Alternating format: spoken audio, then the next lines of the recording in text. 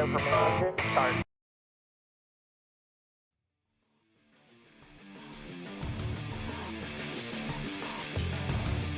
Good evening, what's going on, everybody? It is another episode of RealTuners Radio. July 14th, 2021, episode 158? Yes, episode 158. So anyway, sorry we weren't around last week. It's kind of busy season, and I almost wasn't around this week too, but we'll get to that in a bit. Kind of schedule's changing. The Bonneville thrash is starting to take its toll. Something I don't know, I caught this today, read a couple articles, and now I noticed there's like 10 different magazines and online media places have taken up the article about California apparently is going to start testing for OEM ECU tune changes. I wonder how that's going to work. We need to get somebody smart on here to explain how that works, check some stuff or whatever they're going to do. Are they going to have a catalog of all the tunes? Is that going to be as jacked up as it is for the service facilities? I'm curious how that's going to be. But anyway, Speed Week is coming up at Bonneville. So Turbinator may not make Speed Week. It may have to be the next event, which is a month later, because they're having trouble getting parts to get a fresh engine together for Speed Week.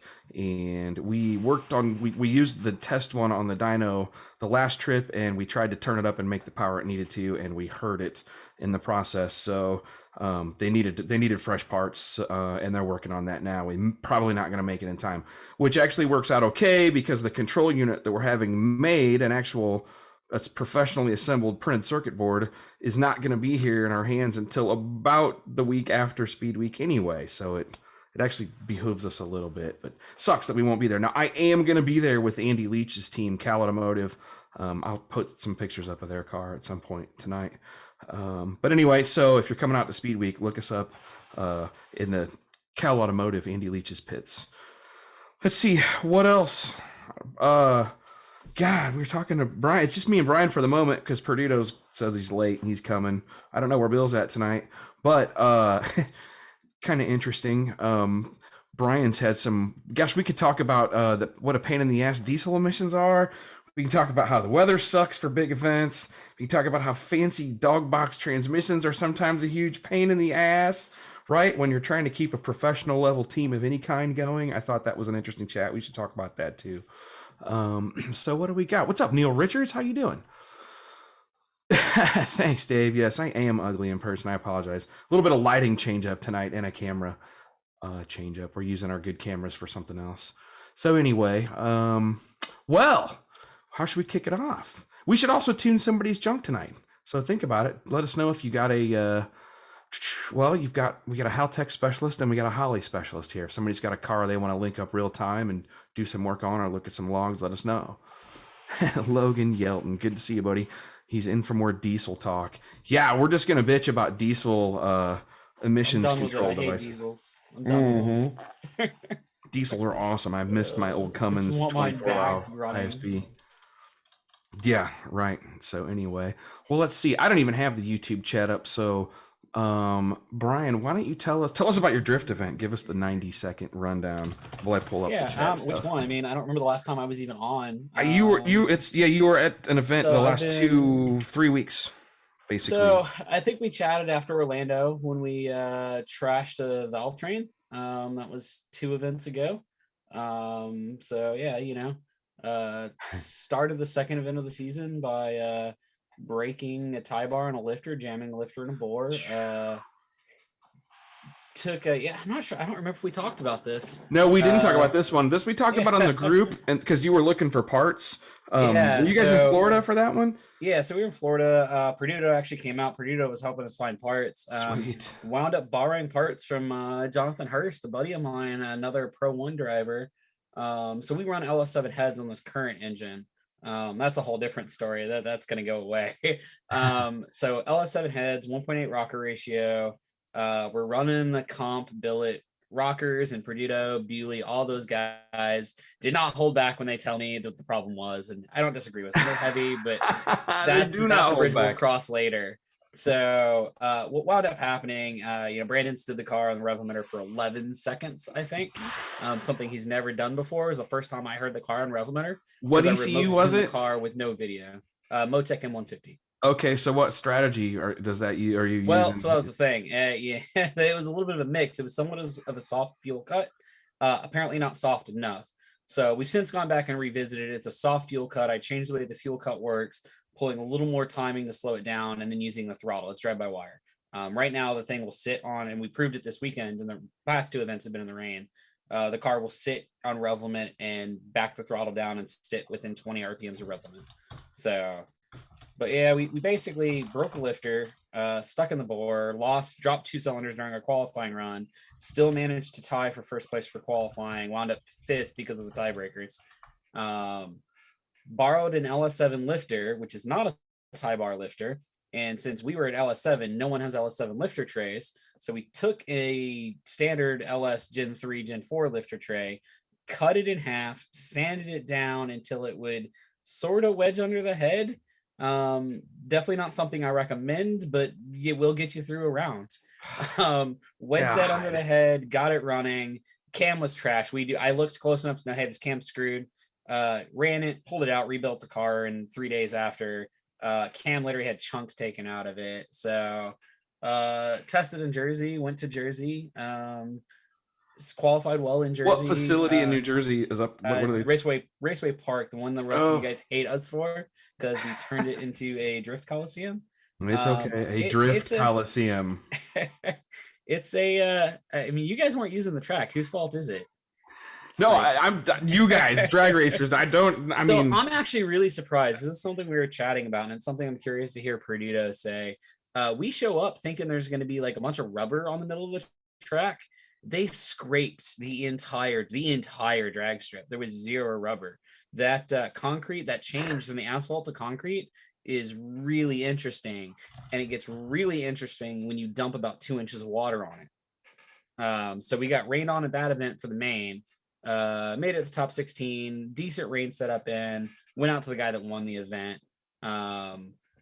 Overall, that was good. No big issues there. We just kind of, we missed our setup a little bit. The grip level change is huge, and we just slowed down too much. And then if I don't have my data here, we could talk. If some guys really want to see, I've got data of, how our wheel speed and slip works. It's on my other computer that I got to pull out. But essentially what happens is we go from asphalt at 60 so mile an hour wheel speeds. As soon as we hit the concrete, it actually grips up real hard and drops our wheel speed down to 22 miles an hour. But then as soon as we hit the asphalt again on the other side, it spiked to 83 miles an hour within 0.3 of a second or something like that. And we just didn't have enough grip in the car, and wound up losing it literally 5 feet after the finish line. Which if you don't maintain control through the finish line, it doesn't matter if you're through it, it's a DQ.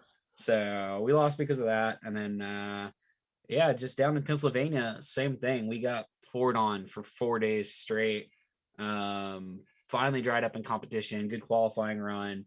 But yeah, we got bit by a dog box that didn't have its maintenance done, and went to do a downshift, tried to go from 5th to 4th, and decided to go from 5th to what the Motec told me was default, which turns out to be no gear when it gets stuck in between 2 gears. So it's everybody wants a dog box until it's time to do dog box shit. You just got to take care of them. Maintenance isn't that much, but you've got to do it. When you're running race parts and you're beating the crap out of them, and you're shifting with wheel spin is really hard on a gearbox. We've got something that's a little worn. We're not sure.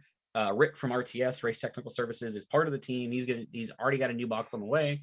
He's going to take this box, do some updates to it, and just do some overdue maintenance. Whether it's something in the shifter or something in the linkage, or just even something in the dog itself that's a little worn. And then we're gonna change our strategy. You got to unload a dog box to get them to go into gear, especially if you're wheel spinning. If you're wheel spinning, they're never going to grab. They're just going to bounce off each other. So I have to have a little chat with the technical director of FD to make sure that what I want to do is legal with the throttle, which, we've already had a little chat because as he put it, he was asked to look into some data and wanted to confirm something with me. And when I looked at him, I was like, did someone accuse us of cheating? Why do they give a shit? Because they don't want us to use traction control and torque management. Having extra sharp blades in the ice skating or whatever. All right, sorry. I mean, if you let me use torque management, there is some badass things we could do. I know why they don't let us use it. I believe it. Actually, some of those strategies actually have a place in the drifting world. That's kind of funny. Absolutely. Yeah. Kevin Wells is a super smart dude. He's a good dude. He's actually helped me with a bunch of stuff. We chat about data all the time. Yeah. The downside is his job used to be the same job I have. So his job was to figure out how to cheat. So he knows how we would do it.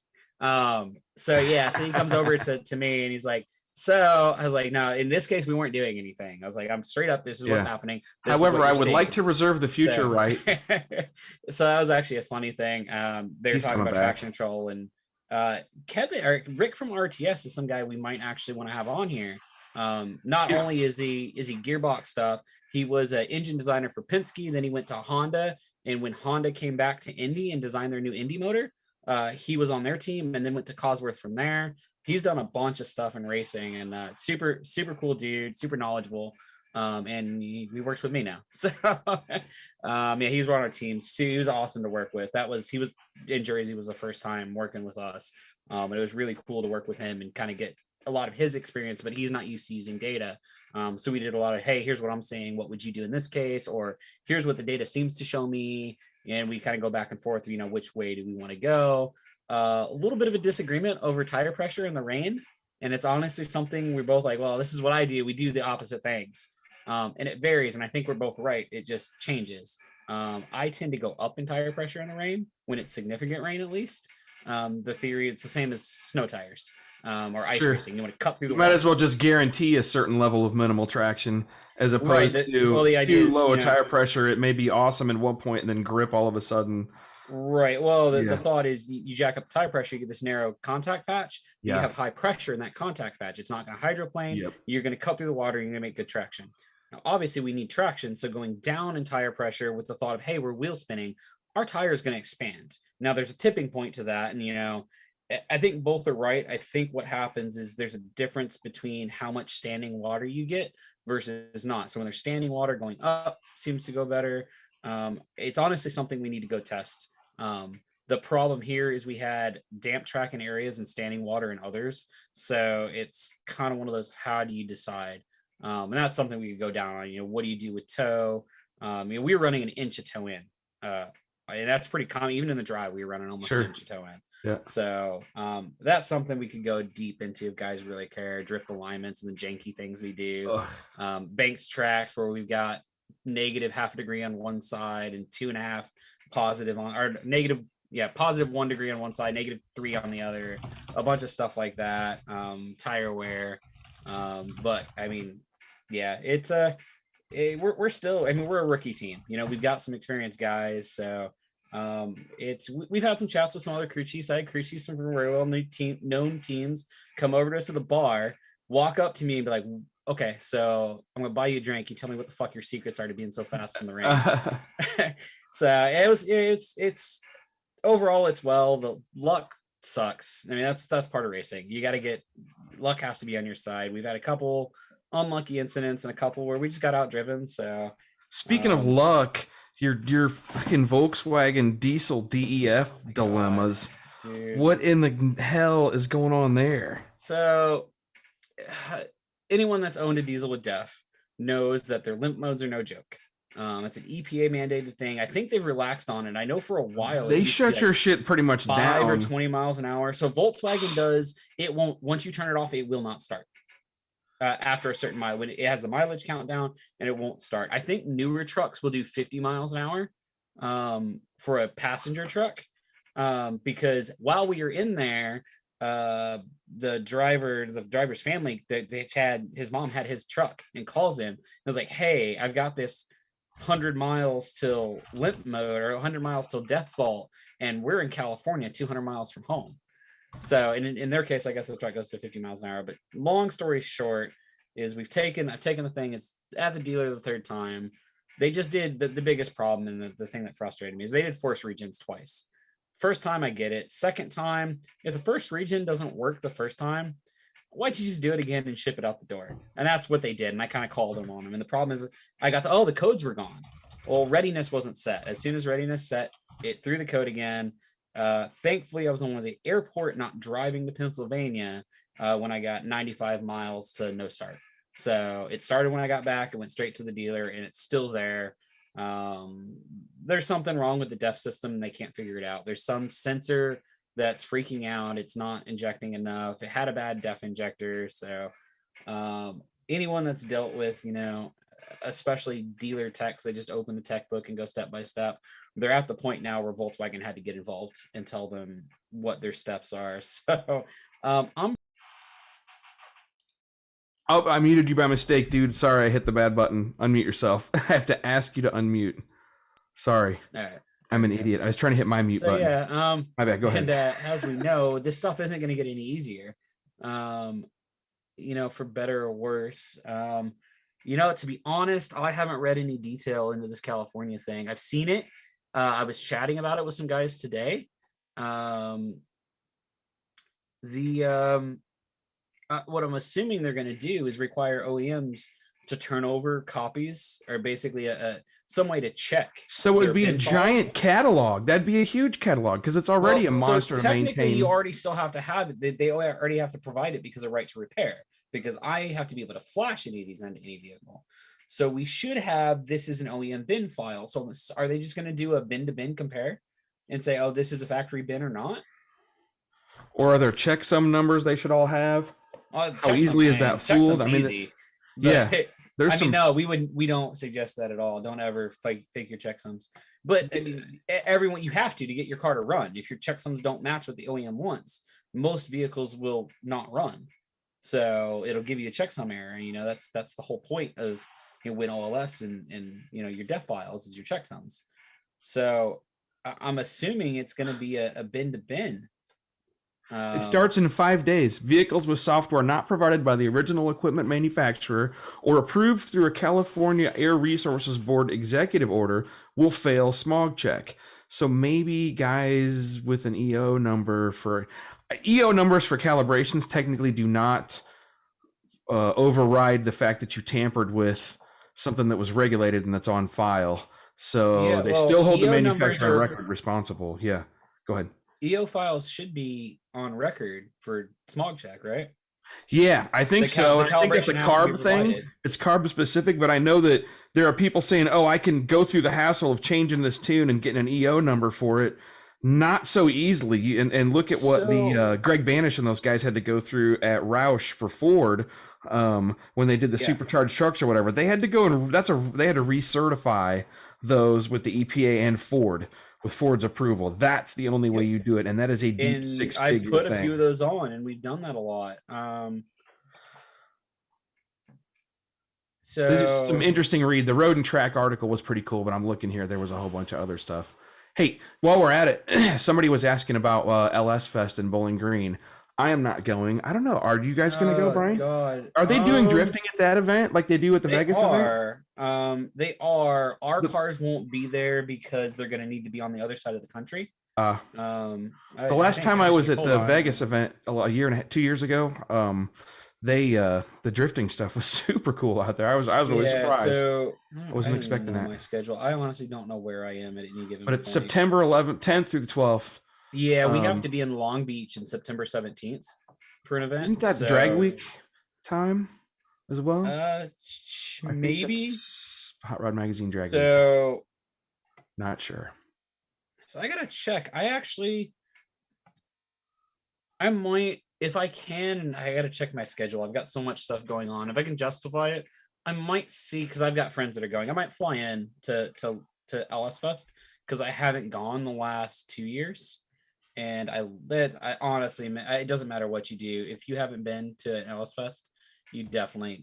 It's cool. Go. It's a good time. I went to it's been a long time ago, 5 years ago. Maybe I went to the one on the East. I went to the one on the East Coast, it's got to have been 4 or 5 years ago. But and then I've done the Vegas one time as well. I thought it was pretty cool. Both of them are really cool. They're totally different, but a good time nonetheless. Actually, I don't think no, there's no way I can justify going to that. If I go out for a Thursday through Sunday, I have to leave Tuesday, Wednesday for Long Beach. Somebody has to make money. That's not gonna fly. that, and you leaving my wife alone with it's already that's I guess the biggest thing you want to talk about. The biggest person to give Jake things is my Hildebrand. wife. He says, I've got about 20 hours into a DEF code on a Deutz industrial motor. Ugh. Yeah, Mitch Minton, they man of the probably have metal about attack 20 coming hours into soon. this. That's right. I don't know Yeah. what book time is on this diagnostics, but this dealership, literally, I brought it back, and then I think it was the manager walks by. He's like, "Oh, what's going on?" And I kind of give him a little bit of an attitude. I was like, "Look, I'm not happy. I left and you John guys Callahan said, what if ECU is tuned and locked?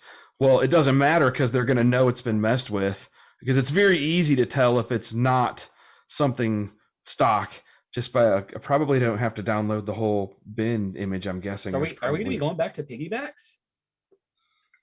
That's kind of what I was wondering. I could see people making. There's already some guys in CTSV world that I've tuned a handful of these now. That when they kind of go big and they'll put a Holley Dominator on the car. There's somebody that makes a pretty cool harness for that does everything, like the wheel speed sensors. Everything gets fed into the Dominator, and the factory ECU stuff all still works. And it's pretty well sorted out. I mean, the car runs great, but I think you got to get in and do some delete some codes and check engine light. That's the problem. That's going to show. Well, no. So I know you can fool the factory computers like the coils by running resistors to 12 volts from the coil outputs. Right. So you got to have the same load. I forget what the resistance is, but you have the same load. You measure the resistance of the factory coil. We're right back. I mean, it's not hard. In the latest EPA document, that's where this comes up. Per the EPA, now this is California. California can be stricter than the EPA than they want. So sucks to suck, I guess. Yes. We're back to the line in the EPA document that said if you can show compliance or that you still pass emission standards, we're not going to consider this a violation. And that's fine. The EPA won't consider a violation. California can still refuse your registration if they want. I guess just another reason to not move there.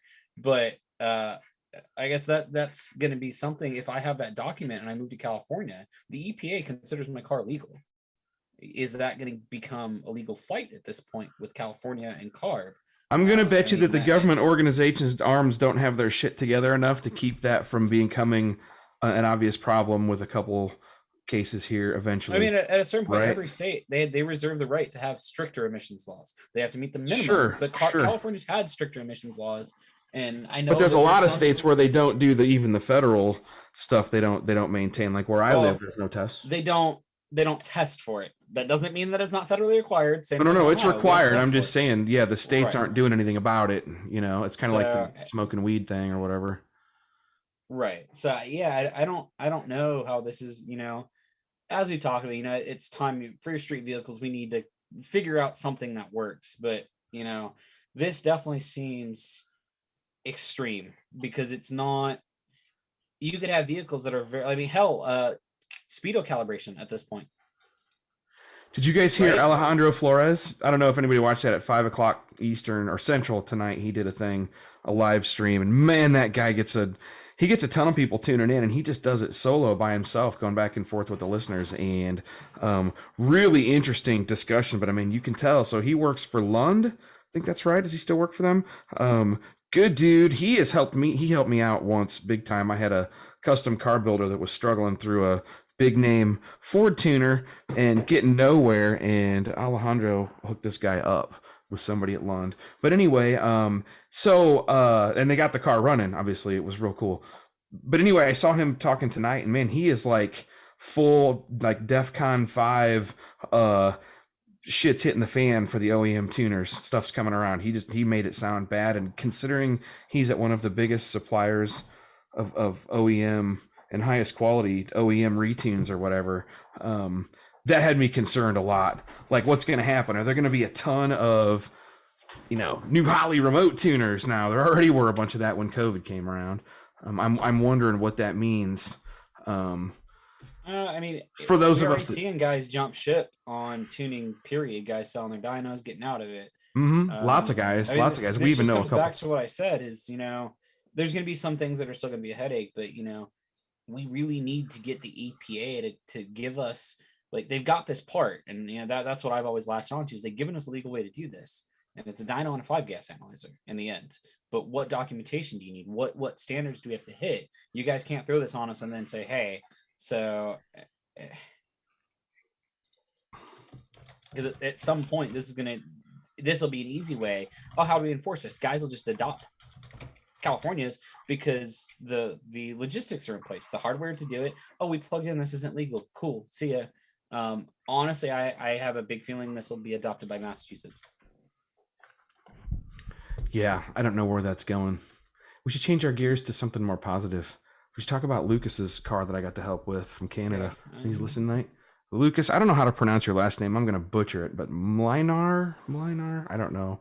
Anyway, sorry if I did, but Lucas from Canada had us help out with, I believe he's been to one of our classes too, but he had us help out with a customer's car that he worked on. It's a monster.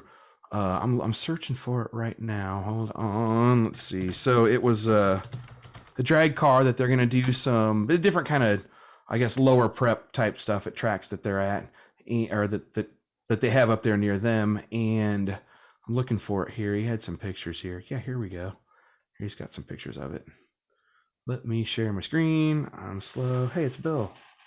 So the screen right here. Okay, check it out. So anyway, pictures of this motor, but he did all the wiring on this, rewired the whole car, got rid of brand M, I think was on here before. I'm not sure what they were running. Yeah, look at this wiring, did pretty good, man. We had zero problems with this car once we got it running, but it was an expensive car. It's a 908 cubic inch rare Morrison motor. And so he wanted just kind of some second set of eyes to help him kind of watch stuff as he went through the process of bringing stuff online and starting it up and figuring out some dilemmas, some bugs when we started it up. I think, hold on. Whew, it's loud. I don't know if you can hear that or not. But... Not loud here. Well, we made dyno pulls with it.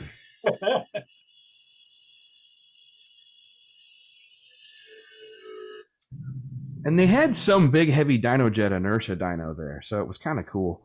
I don't know if I blew everybody out with that audio or not, but yeah. Anyway, so do we have any pictures of the whole car, Lucas? You need to share some whole car pictures with us. Does he? Pictures of his dog, pictures of his other cars he's built. I don't see any others. Anyway, at some point, Lucas will send us some other pictures of the car, but it was pretty cool. We got to work on that and make dyno hits with it, and then we hit it with one of the 5 kits that it is set up for, and it was making like 1,400 horsepower just goofing around on a small extra shot of nitrous at the wheels through a TH400 big converter type combo. It wasn't like a Liberty or a Lenko. It was very cool. Bill, how are you doing, man? Good to see you. Hola. Greetings. Love the backdrop. I apologize. I'm having to do a little eating because I didn't have lunch today. So. Oh, no problem. Sorry. Do your work. Carry on. Good to have you. Let's see here. So back to, I don't have my questions popped out here. There we go. What's everybody have to say? Jack Wayne, you didn't miss much. If somebody got some Entron tunes they want us to go through here later? If not, be safe, pick a Holly or a Fuel Tech or maybe a Hal Tech. I've got some Entron tunes. I'm trying to think if I've got anything that's actually cool on my laptop. I want to see if we got some drag car stuff, if any of these guys. This seems what most people are listening to here. Yeah. Let's see if... I have some old Supra stuff. That's one I really don't want to share because it's not my tune. Everything else I have is boring, like Alpha N, ITB, 200 horsepower BMWs. Yeah, right. And nothing really pushing the limit of it. I have horrible luck with Alpha N stuff. I actually took one of those cars off. They were doing a Helltech as straight Alpha N. I was like, no, let's do 0 to man. Let's do blended. Let's do even the Imtron stuff. That's what I told them. The only reason I left them Alpha N is like, hey guys, where's your map sensor? Oh, we didn't use one. We're Alpha N. I was like, well, that's cool. I can't do throttle mass flow. Yeah. So now you get this stupid, I hit the throttle and it does weird things. How about you let me do throttle mass flow? Like one of the things Imtron's really good at. So I basically told them that until they can't bring the cars to the dyno until we have map sensors on them. Like they're running, they're good. You can call your customers, tell them the cars are running. You can change the oil, and we did our break-in. But yeah, it's always, I don't care what you're doing. A map sensor is always a good point of reference, even if it's just for doing some blended stuff. For the members of our audience who don't know, what is Alpha N? Throttle-based tuning. So for your load range, instead of having manifold pressure or MAF. Think of it this way. If you look on your fuel table, you know, the spreadsheet, right? The vertical is it's throttle position instead of manifold pressure. Sort of the easiest way to think of it. And it is recommended for what applications? Whenever you have an unstable map sensor signal is one of the first things, or individual throttle body engines tend to do that. When they say a blended mode, there's some strategies where you can combine speed density and alpha N, like over a certain throttle or RPM, you can have it switch over to a regular speed density table, or vice versa. When you say individual throttle bodies, are you talking about IR manifolds, like yes, 8-stack injection type deals? Yep. Motorcycle engines are a really good example. For the longest time, they were alpha N only, TPS based only. Almost all the OEMs, Yamaha, Kawasaki, went to these blended modes. Some of those tunes get really, the Yamaha stuff gets really complex too, because they've got active velocity stacks. They'll actually open the velocity stack and change the runner length midway through. So some of those bikes wind up with like 6 or 8 fuel maps.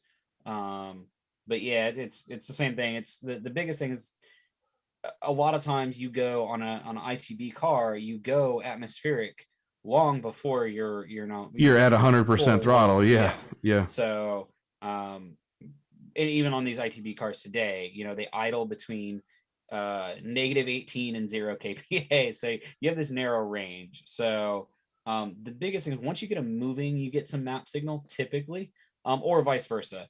But it kind of lets you get a stable reading, so you don't have that really harsh on-off throttle feel.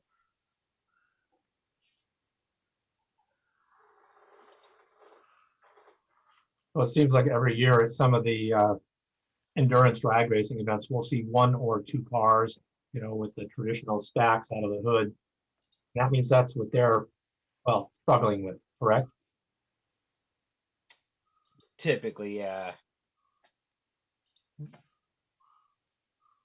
So changing gears, where am I at here? This is the car right here. Look for this car if you're coming out to Speed Week. I know I talked to a couple of listeners that were going to visit us.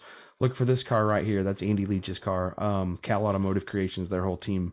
They normally build show cars and hot rods, but they built this car to go race at Bonneville. It's been, in shakedowns, it's been just under 230, and it's got to go, I think, 270 something for a record, which I think it has in it. So if the salt conditions are good, should be in it, and it should be pretty cool. So if you are coming out to Speed Week, definitely come check us out at these guys' pits with this car. Just want to throw that out there. Turbinator, you're going to have to wait till World Finals, or there might be some specific Streamliner events in September, depending on the weather. We'll have to report on that later. But there you have it. What else? What other events are coming? Oh, what about Houston Raceway Park announcement today? That one came out of the blue. I hadn't heard any rumors about that one coming up.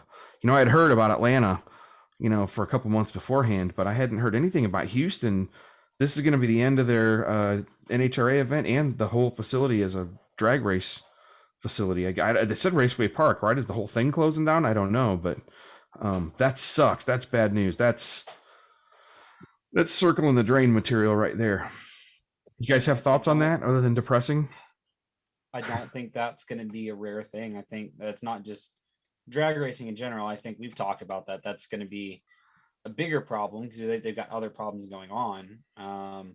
But yeah, racing in general, I've seen tracks shut down across the country between stuff with COVID, stuff with noise, emissions. Lime Rock is at threat every year to shut down, and that's one of the most historic road race courses in the U.S. They existed long before these houses existed, and the guys built $2 to $10 million houses all around the track and now complain, and now they're from zoning, from emissions, from all this and that, and smaller tracks don't have the time or money to fight that. Between that, offers they're getting from developers, it's getting more and more difficult to run a drag race or any sort of racing facility these days.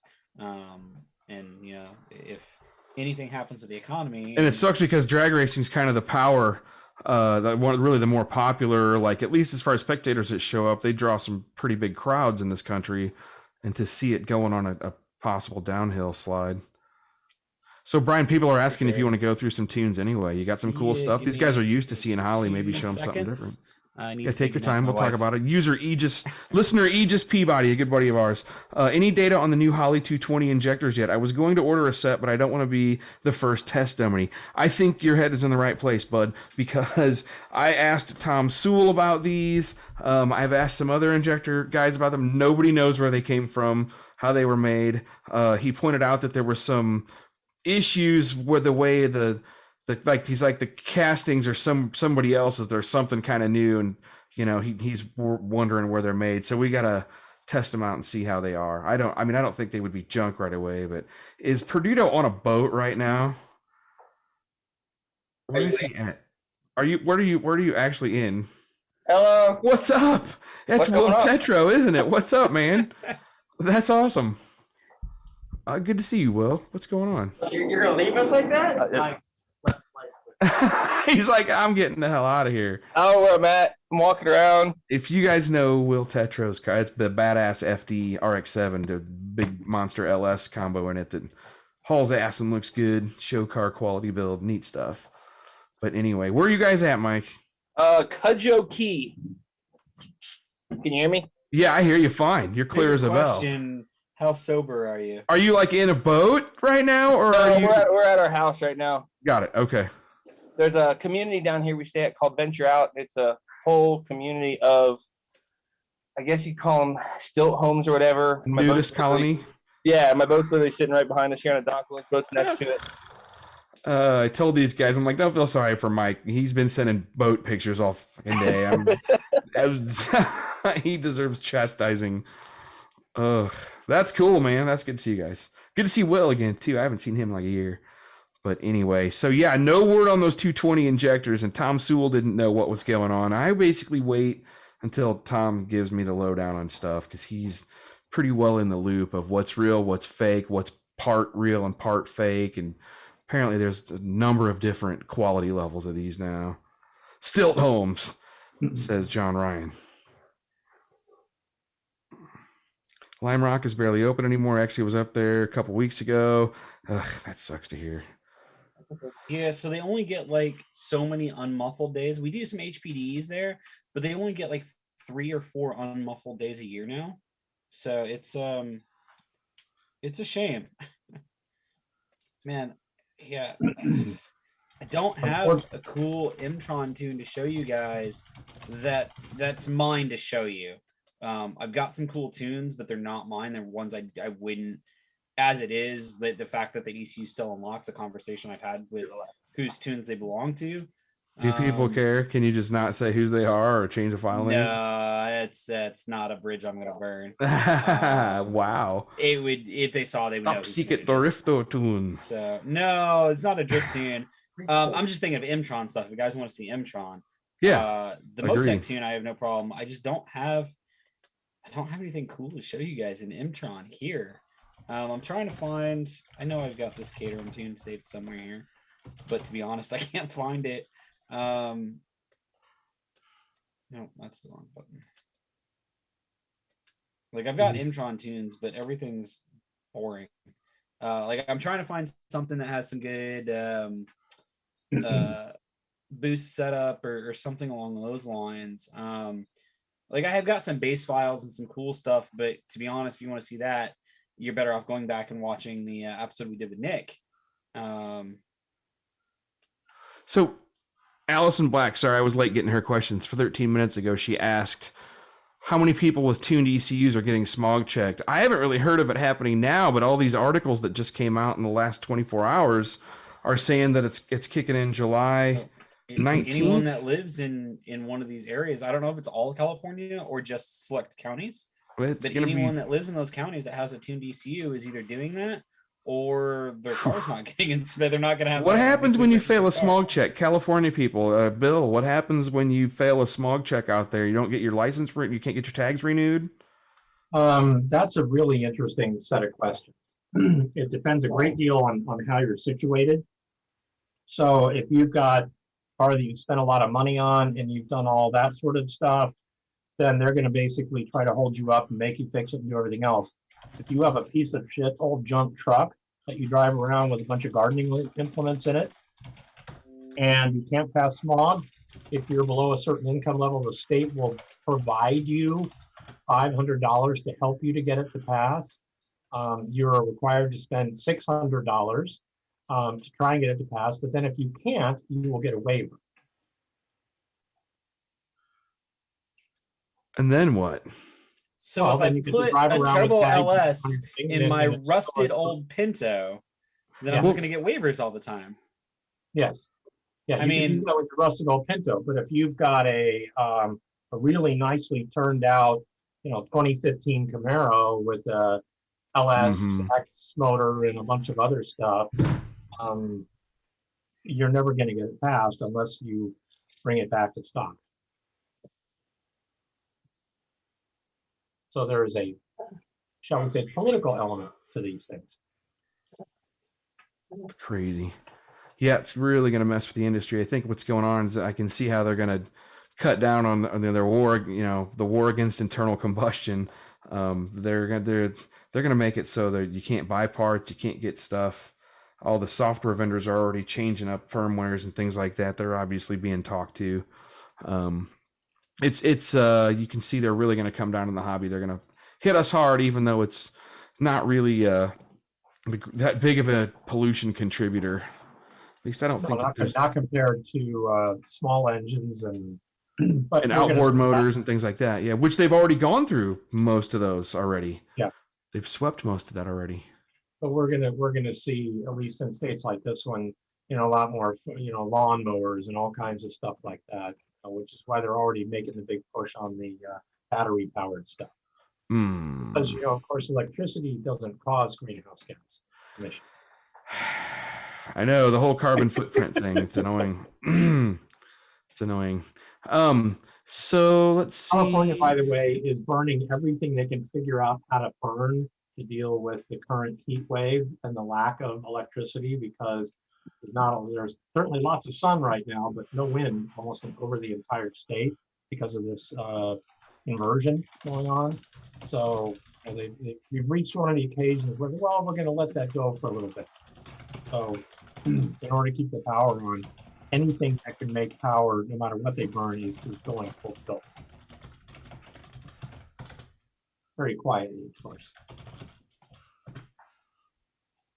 So, all right, was just answering some questions there. What else? I asked a buddy in San Diego. He said, my guy will make sure I'm okay. So I saw someone else post that, oh, well, I got a small guy. I wonder how that's going to work. Those that's small like, guys are going to go I remember away. when everybody had a direct TV guy too, back in like the early 2000s and Dish Network guys. And then those guys just weren't around anymore. It didn't take long. Yeah, I represented a client one time that DirecTV came after for having a football game on in his little burger shop. Yeah. It was basically a 2-employee burger shop with fries and shakes, and they actually sent somebody in with the hidden camera, recorded it, and they were like the full-on thing for something that ultimately settled for like $700, but they were more about making the point. We need to have Graham Bean on here. He's commenting in the Facebook chat right now. If you know him, he's one of my go-to guys on the OEM ECUs and what's going on in like the development world. But he's also worked at Lingenfelter for 20-something years, and then before that he was a project engineer lead at Lotus, right? And he was the guy largely responsible for the program for the LT5, the ZR1 engines of the, when were those? The mid-90s.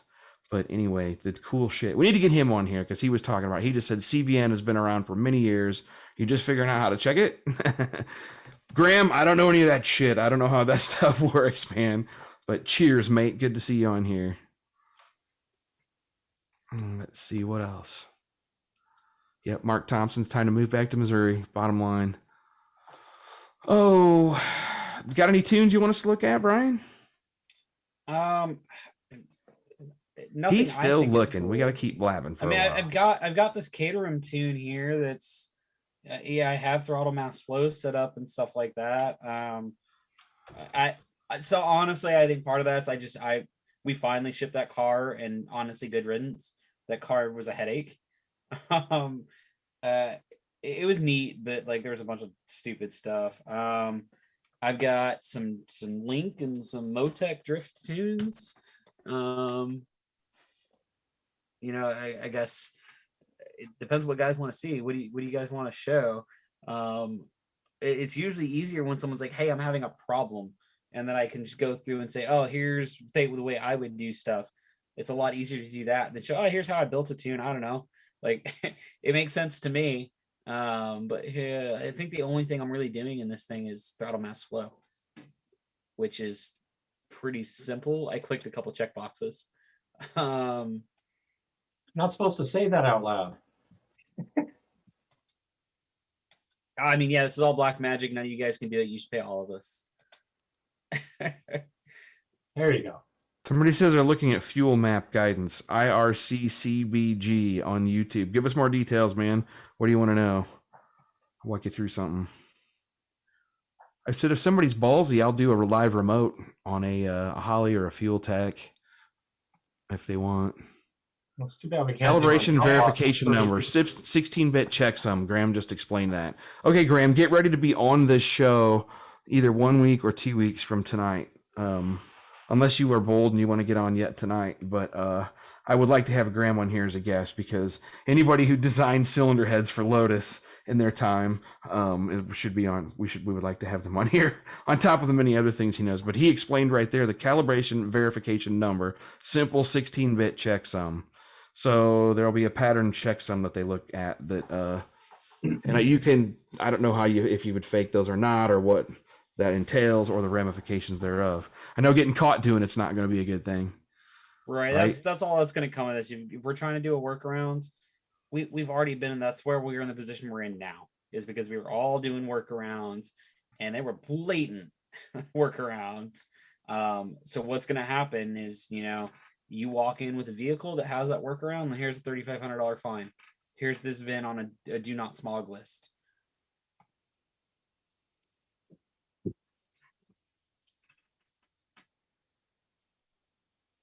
Someone's asking where you're at in New York, Brian.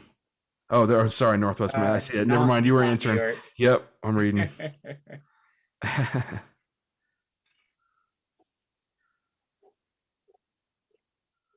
What else we got?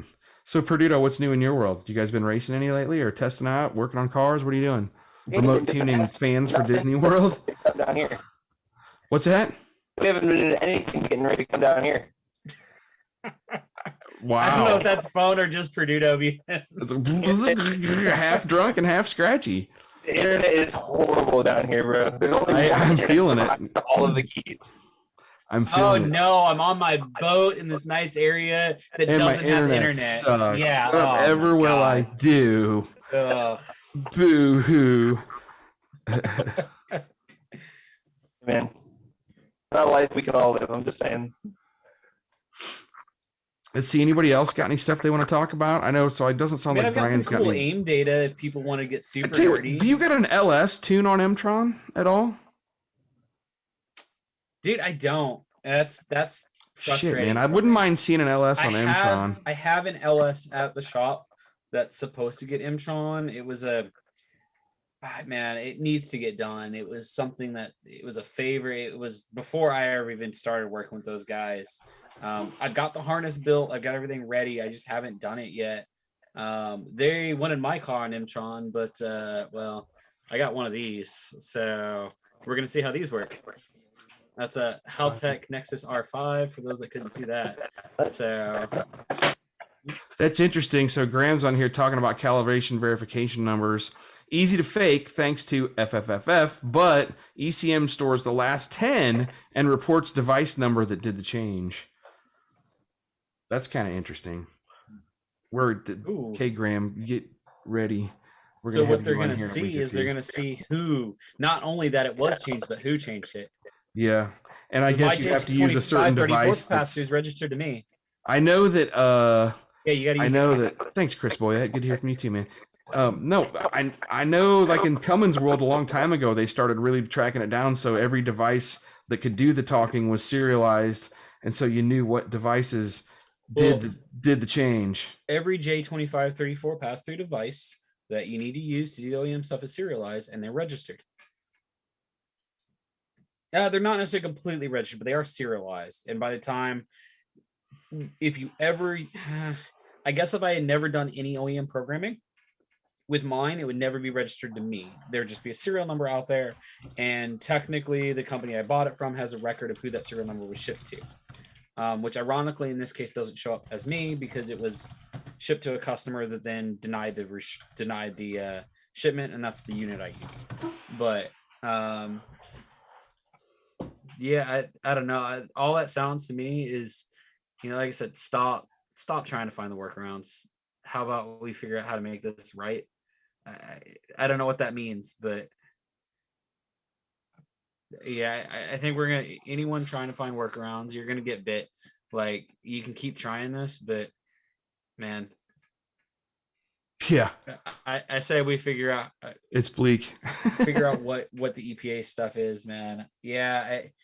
So Cletus shared that video that the SEMA guys did an interview with a legitimate EPA attorney, and basically that was like an hour and 36 minutes in. You go to it, and they started talking about factory tunes, and the guy's like, look, this is the deal. It all falls under the tampering rule. That's it.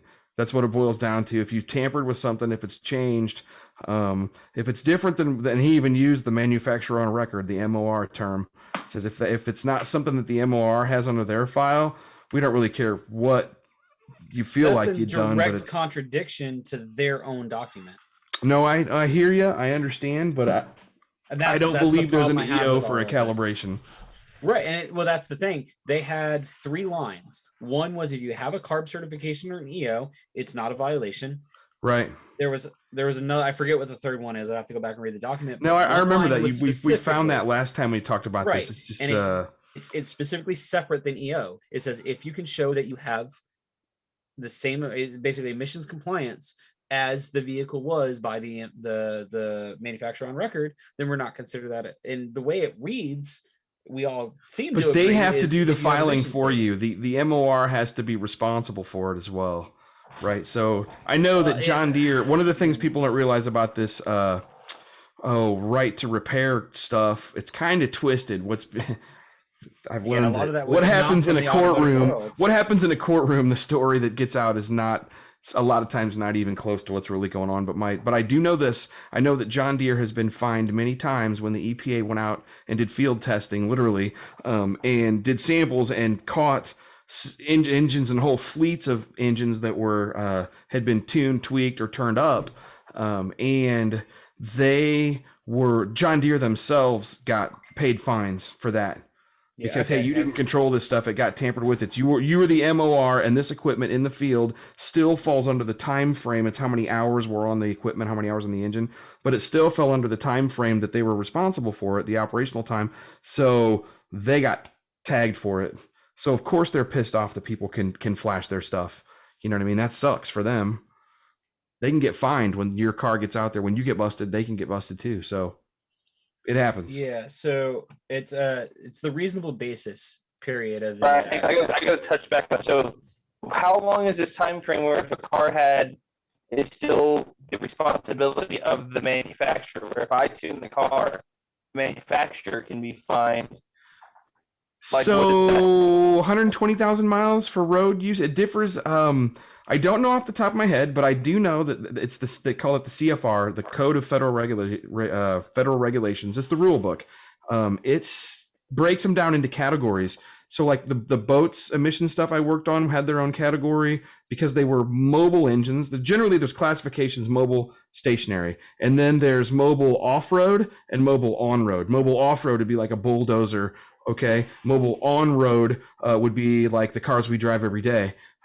They all had their own different requirements, and some were by miles on the vehicle, and some were by the hours on a fleet, like a fleet of certain type of engines, operational hours. And some of the hours, I think like even fleet trucks could go by hours instead of miles. I'm not remembered how sure that was, but there were specific categories and pretty detailed, and it's an interesting process. Go ahead. That motivates the manufacturer to use their bankroll to go after the end user, modifying their own. It takes. Well, yeah, it's the other side to right to repair that people tend to not understand. It's been explained to me. I have some buddies who are engineers at John Deere up in Davenport, who are up in Quad Cities. Let's say the EPA doesn't have the money to fund going after whomever. Now you're using the manufacturer's money because they're motivated to stop this. The fines that the EPA are getting goes directly into their funding more employees to fight the fight for the EPA. It's kind of a disgusting, non-democratic process.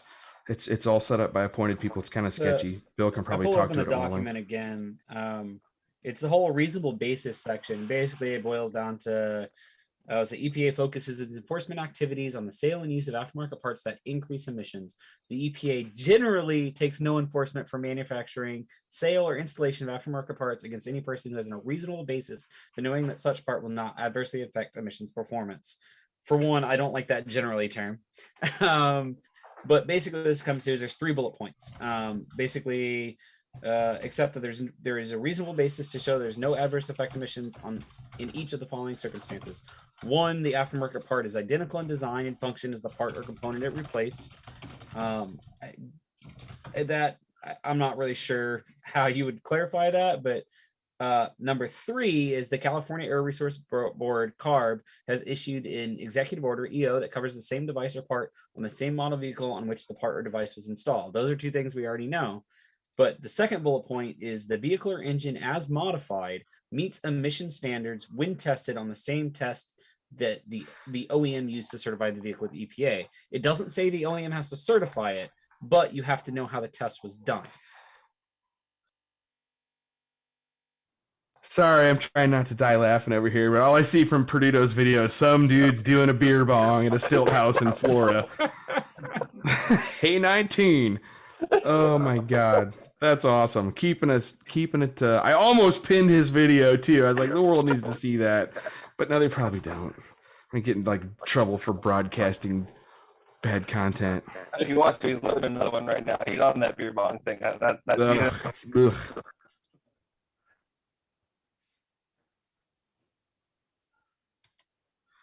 So I see IRCCBG.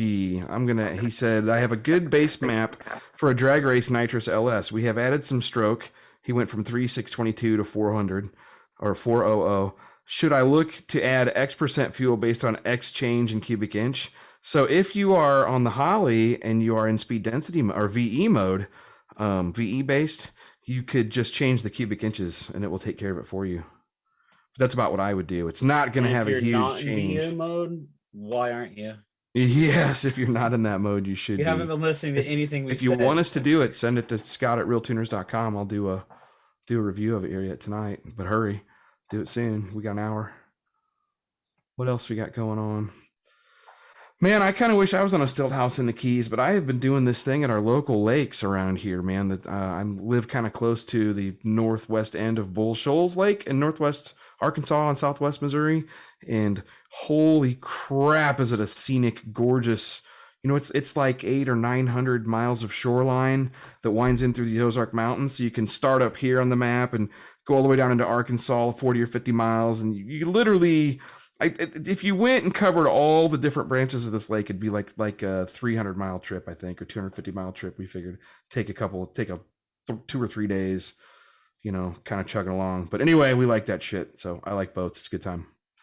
Let's see. I have changed the VE based on this podcast already. You answered my question. Thank you, sir. Okay. He's like, no, I don't know if I want to have my shit seen by 7 other people. But no, it's like 40 or 50 people, I think. Yeah, not bad, all things considered. So what else is shaking? Anybody else? Kenny Howard, what are you doing tonight? Fixing broken Corvettes or Camaros? He's working on GM shit tonight. He's in a bad mood. What else? Any other questions on Facebook? It can't meet the same standards because the determination factors are not determined and there are no assigned days, which the manufacturers can do. Yeah, gotcha. So he's talking about carb EOs. I think it sounds like we're in general agreement that there's some sketchy verbiage on an EO. I want to see somebody who's doing calibrations. Like I know a couple of shops that claim they're changing tunes, rewriting like, fuel and spark stuff, and rescaling tunes for blowers and things like that, and say that they're going to get a carb EO number for it. But it goes directly against the CFRs as far as like the MOR isn't going to sign off some private shop in Omaha, Nebraska. I know that. So I mean, no matter what. every like Diablo Sport has an EO number for most of their tunes and their tuners. So is the MFR? Did they go through that with the MOR? MORs? Did they do a Mopar tune for Mopar know that what? they I don't into? know. They had EO numbers for all of it, but does the MOR Pro Charger was have to doing that. sign off? Pro Charger was doing that at one point. I was up there. Because we've got when we do Pro Charger, that's one But reason they were guys asked working me, with like, OEs. They were working with the OEs on that stuff, just like Roush was when doing. guys with asked Ford. me, it was like, "Hey, can we do a tuner kit?" I'm like, "No, we're putting the EO tune in your car. Like they work. That's fine. Can I make more? Probably. Am I going to risk? No. This is legal. This is one of our selling points. We do a lot of Roush, Edelbrock, and Pro Charger kits with their tunes. And I know some of the guys are like, "Doesn't this bug you?" I was like, "Not at all. Like I'm perfectly happy putting an EO compliant tune, making the customer happy. We'll put Matt the car down in the car and Adams. test it." Matt Adams has pointed out what's going to happen to the prices of old cars. They're going to go crazy when all this goes down. It is going to go crazy. Yeah, like the pre-77 or 76. It depends where you're This at. really mean, I mean, it just reinforces that whatever bullshit needs to happen to get the RPM Act or something like that through at this point. But all that's going to do is save the off-road crowd. That's only going Right. to save the track racers, so you can take your new Mustang to the track. But they're still going to come down on you if that's a street legal car. And right now, they've even said the clarified verbiage is that we're going to presume that anything that was regulated or emissions regulated at any point for on-road use is going to always be considered an on-road car. So if you tamper with that, what is going to happen with the RPM Act going through is, so like some of our drift cars have VIN numbers. Those VIN numbers are going to get reported, and they're going to be on a permanent blacklist that can never be registered as smogs. And that's going to be what happens when you say my car is a race car. It's a race car. It will, like, if you show up with that VIN number and they scan it or they see that VIN number on there, you are not going to get a smog check for it or register. Like, it doesn't matter. It's going to be an unregisterable event. Basically, it's going to get tagged, but and that's, at least gives us something, but it's bleak. I don't have a good answer other than, there's some stuff out here, but this action seems directly contradictory to what that says. Because I can have this piece of paper that says I'm emissions compliant, but if California says, no, it doesn't match any of our files. They do have a note in there that says, hey, if you believe your tune is carb legal or whatever, and you failed, you can set up this appointment with a carb referee or whatever they call them, with a smog referee. And yeah, you might have this piece of paper that says, oh, hey, I don't have a carb number, but this is legal per the EPA because of section 2 under a reasonable basis. But now what that's going to mean is your car gets refereed every year, and they're at least going to do a visual. So that already happens in mass. So you can technically pass with one not ready. You can't have a fail, but you can have a not ready. If you get not ready 3 years in a row, they make you go to a special check where they will go through your whole car, like worse than the California smog stuff, and visually check everything. They'll actually check the CVNs and stuff like that, because we have a customer that's happened to. And he said it took them something like 2 or 3 hours to go through his car and pass his car just for emissions.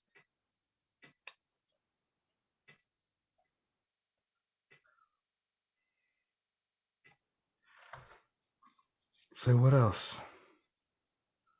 It's easy because CARB is not capable of checking CAL, and they have a simple test that is easy to pass. It really has been this way already for many years. That's what Graham says. Interesting. A couple weeks, we're going to circle wagons back. We'll get him on here and visit that whole discussion. Fear tactics? Is that what? I don't know. Who knows? Who knows what the hell's going on?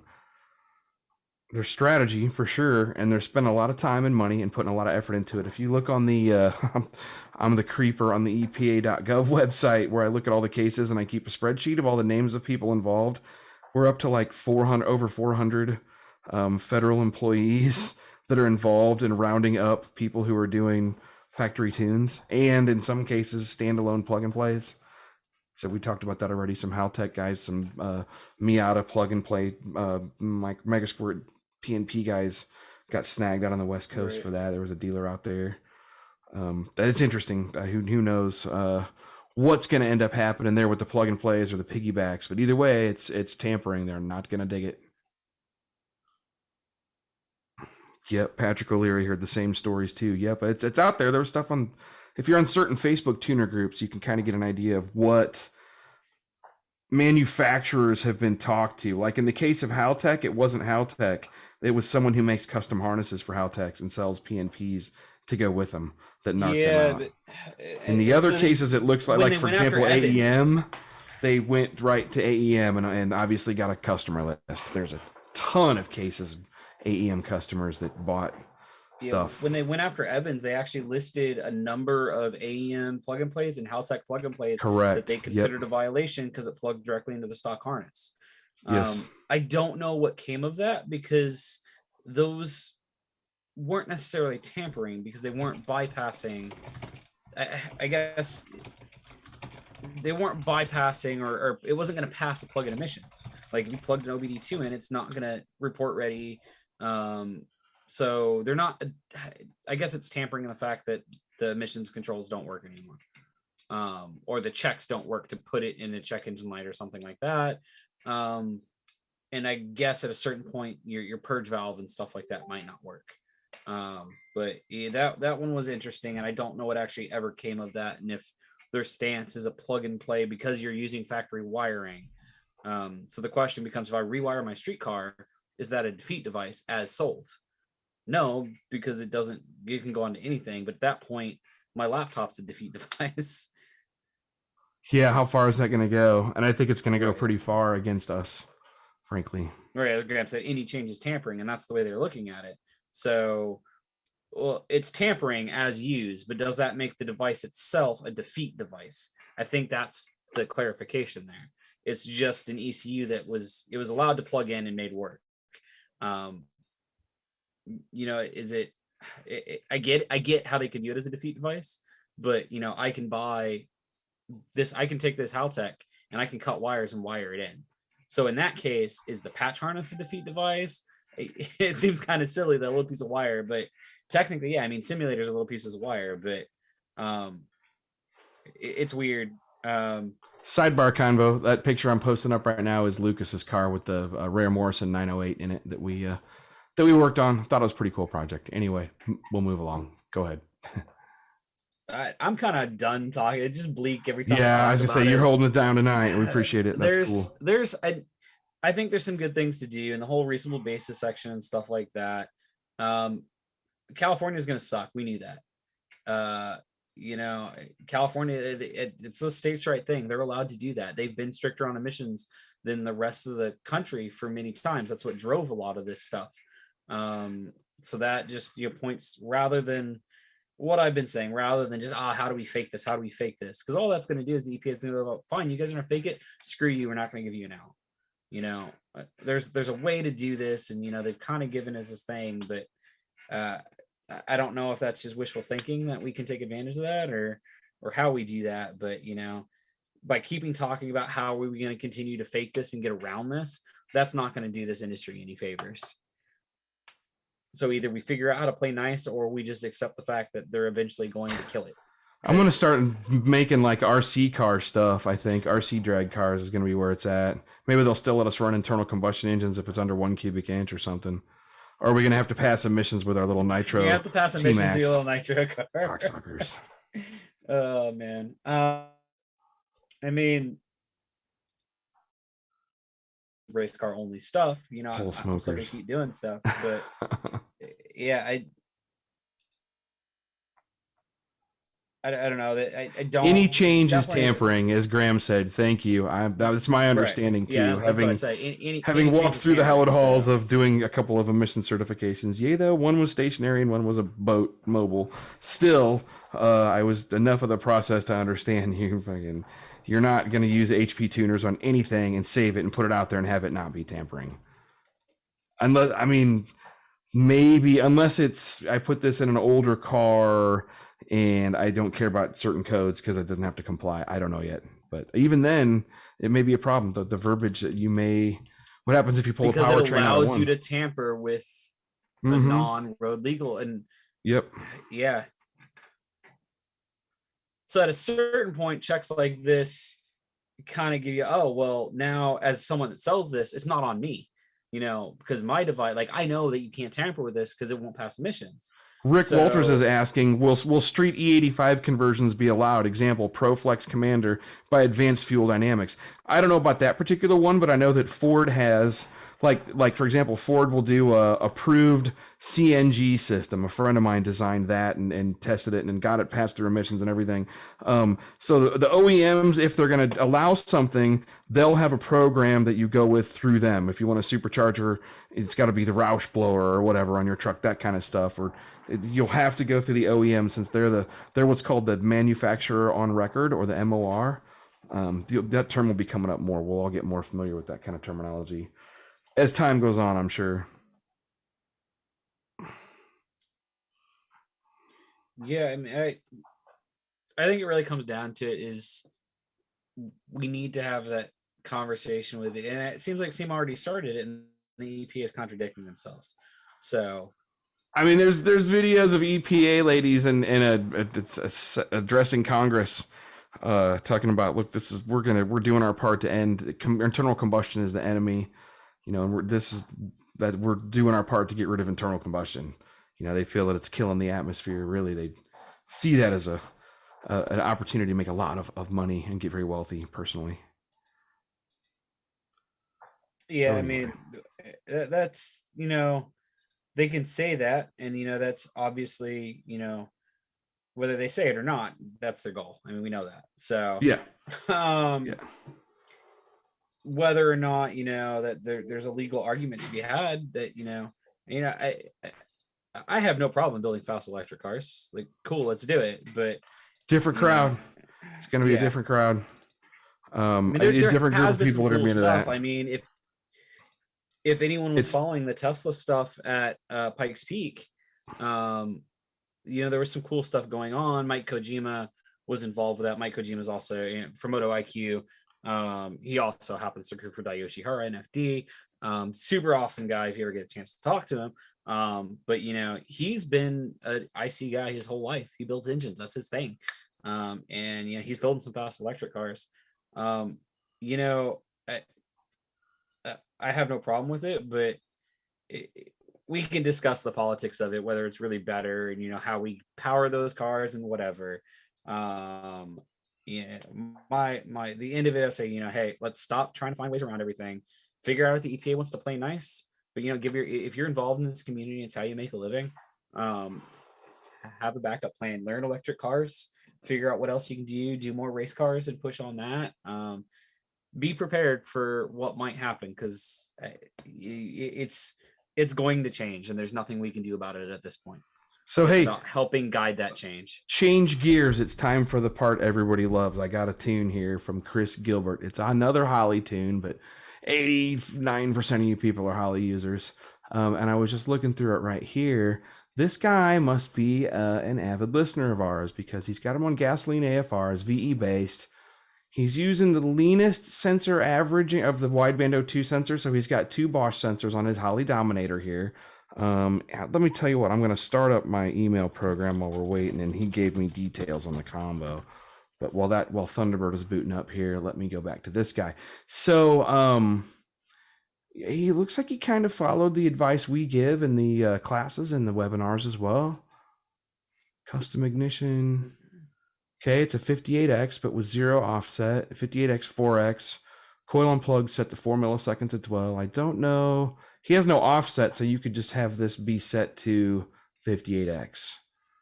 And it may actually start a little bit quicker, so you might look at that. What did he say about the combo? He said it's CNC ported 243 LS heads, custom cam, who knows what that means, single plane intake, Holly 4150 throttle body. I actually like those for drivability. 66 pound per hour injectors, Stinger 3 nitrous plate dry shot with 2 kits, drag race only, it's small tire and no prep. So let's take a look. I looked at his fuel table here.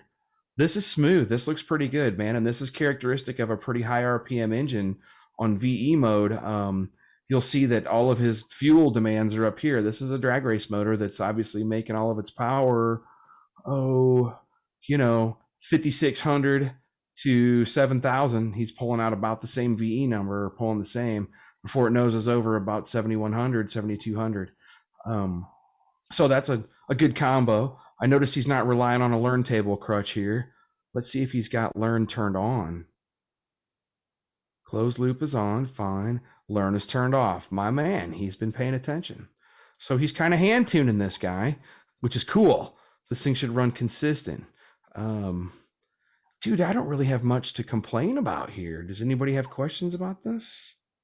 Do you have a particular thing? Does he have a particular thing he's trying to improve or work on? I don't think so. He just wanted us to take a look at it. Okay, so what I do see here is, I guess, did he say what fuel he's running on? Did I read that off? I don't think he did.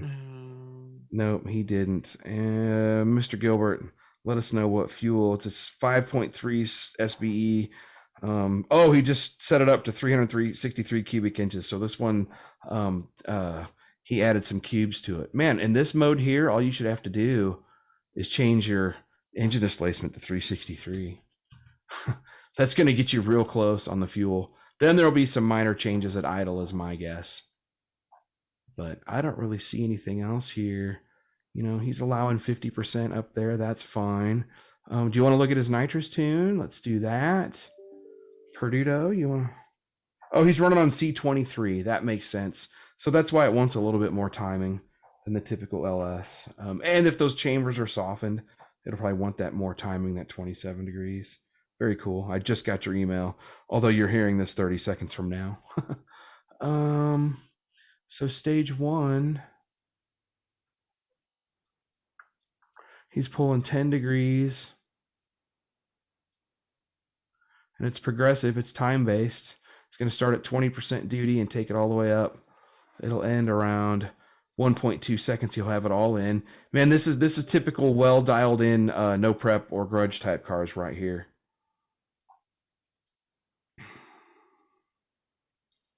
What do I got here? Google Chat. Sorry, dude, I don't have Google Chat. Back up here. So, okay. Let's see. Added fuel enrichment over that same time frame. I get this, pounds per hour. So that's a pretty big kit right there, isn't it? What is that, does that end up being a 400 shot? Total? Have to let us know what that ends up being. I don't have my calculator handy. Okay, and then he's got a second stage doing about the same thing. And pulling 6 more degrees. Dude, I think you're pulling way more timing than you'll end up needing. If this was a turbo car, that would be like 50 pounds of boost worth of timing pulled out. So my guess is you're going to sneak back up on the timing. I don't have a log, so I don't know what your air fuels were doing, but this is a progressive dry shot. What that means is there's no fuel plumbed in. For those that aren't sure of that, Bill might ask. He knows too. He's got a dry shot on his car. But a dry shot lets all the fuel come in for the nitrous through the injectors, and it's a safer way to go because you'll never accidentally have a fuel solenoid or relay not open up. The worst case scenario is the nitrous doesn't come on and you just flood the motor out with fuel briefly.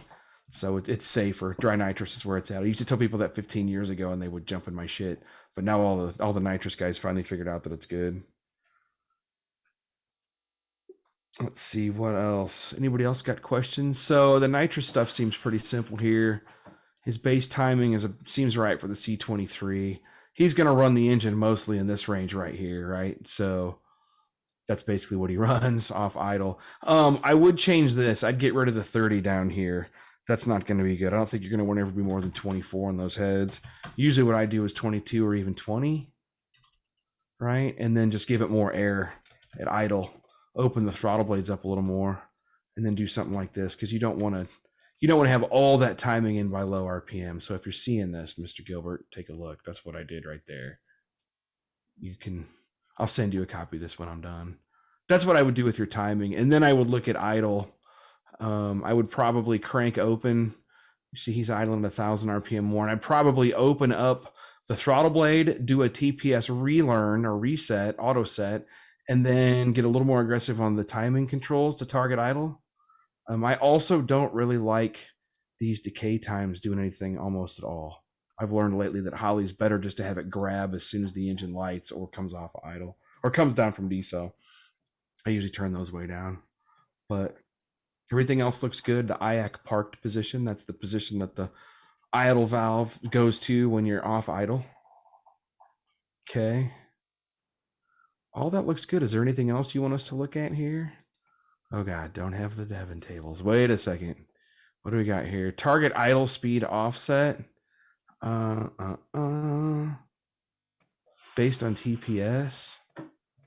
Nitrous idle up. Okay, so he's having the idle come up. The launch retard on timing. I don't know if I would use this method for doing it when you can go into basic IO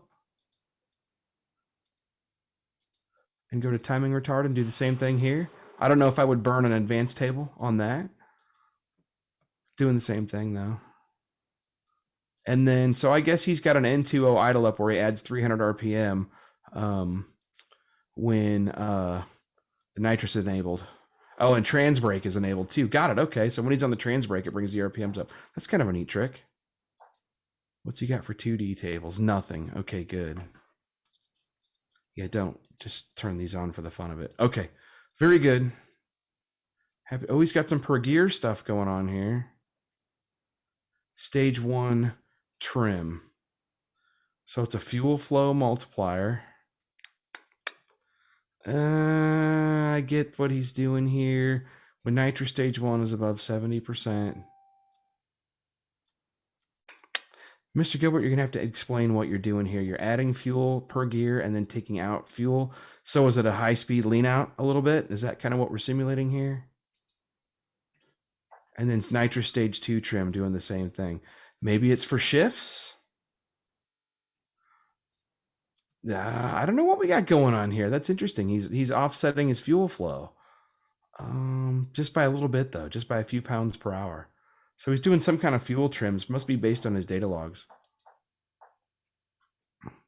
And this one here is a timing offset for front wheel slip. Okay, we've all seen this, so it's a little bit different, but that's my normal traction control timing retard right there. That'll work.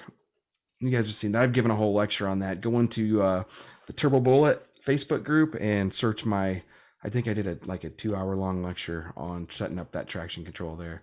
This looks pretty good, man. I've changed relatively little about this tune. If anybody has any other questions, let us know. And let me look on Facebook for questions here. Just a second. So I can stop that. Fix my tune. Oh, Jonathan Coleman had a question. Just added EGTs on my FT600 setup. Methanol is single turbo. What's an area you expect temps to be? Add timing or fuel is best adjustment to even temps up. Jonathan, so my take on that is you're not going to know. The temperature depends more on how deeply you put the probes into the exhaust stream. So what you're looking for is to get them all even, and I'm a fan of using timing to do that. I know you're a big plug reader, so keep an eye on the plugs if you like, but I will add timing to cool a hole down, because you'll find out if you keep dumping fuel in it, it doesn't get cooler. You know that it's on the slow side of timing, and that it so if you add fuel and it doesn't cool it off, or it even makes it get hotter, then you know that hole needs added timing to bring the temps down, to bring them in within the group. But what I would do is make a clean pass and look at your data logs, and I'd take your centered, the average or the centered most EGT number, and use timing to try and get them closer to each other and see how that responds, and then see how it looks on your plugs. 9 times out of 10, the plug reader guys tell me it looks good, and that seems to be what it wanted. What else?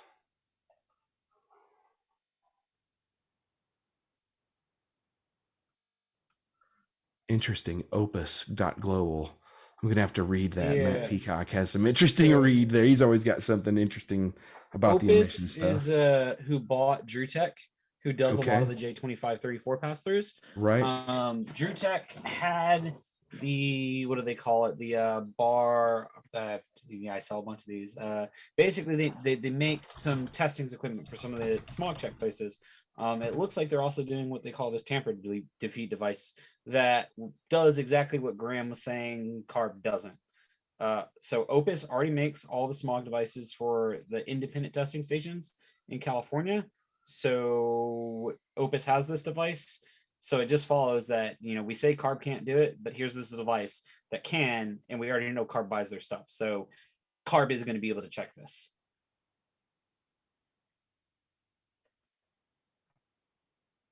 They make a bunch of Sorry, cool I'm going stuff down the for wormhole J25 reading some of that 34 stuff. pressers. Right. Yeah, it's Okay. Anybody awesome. else got There's a bunch questions? of awesome, smart guys, but Oh, for sure. John Ryan sent me a timing table. Yeah, that's messed up. I hope that's not a LS. Oh my God, I hope that's a small block Chevy, John Ryan. That's that timing table that you sent me. Interesting. Cool. Anybody else got 30s questions? everywhere. Yeah. Well, it was flat. I'll share it with you guys. Hold on here. I don't know what that was from. I'm gonna guess that's not from his car. I certainly hope it's not. You gotta have me Whenever help you out. asked why I don't like small blocks and old school V8s, I just show them a timing table. They need too much small block timing. It Chevy. sucks. People don't understand pumping losses. That's why that new It's Hemi just was such how a kick-ass motor. inefficient that the combustion chamber layout is. You get this flame traveling across the face of the piston. Because I remember one of the young kids in the shop was like, "Watch, this is why small blocks suck." And I was like, 28 Right. degrees, 30 degrees, didn't 34 care. So degrees. Yep. It made crappy power everywhere. That sucked too, because it was a really cool pre-runner that had a fucking 80s small block 5-liter in it.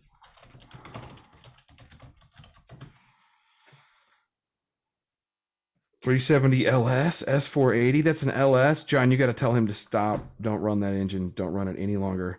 That's a mistake. LS? That timing map is for a small block Chevy. That's about 12 degrees too hot in places. And if someone said, well, we'll just cool it down with fuel, if that came from where I think it came from, oh my God. I'll help that guy out. I feel so bad for that guy. I think I'll almost help that guy for free. What fuel is this on? Send me up a message. Because this is more timing than I run on C16. That's an LS. That's an LS. Well, yeah, what fuel? C16. But dude, you don't add 12 degrees for C16 on LS. You add like 1.5 or 2.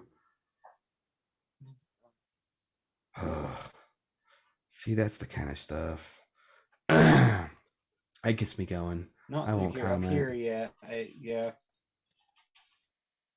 I would dip. Well, the Brandon's engine's a little different because it's super high dwell and LS7 heads. So, and actually, I think James Short nailed that within a degree of where I was going to be on timing when I was tuning that thing. Right. Yeah, I think he said 22, and I wound up at 21.